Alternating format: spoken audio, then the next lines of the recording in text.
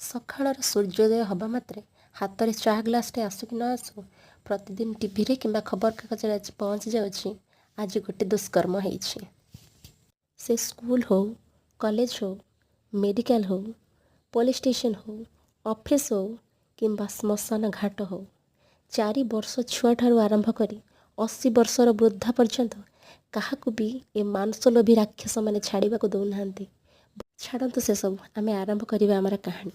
4 ବର୍ଷର ଟିକି ଝିଅ ସ୍ୱାତି ସ୍କୁଲ ବ୍ୟାଗକୁ ଫୋପାଡ଼ି ମାଆକୁ କୁଣ୍ଢେଇ ଧରି ଜୋରରେ କାନ୍ଦିବାକୁ ଆରମ୍ଭ କଲା। ମା କହିଲା, କ'ଣ ହେଲା, କାହିଁକି କାନ୍ଦୁଛୁ?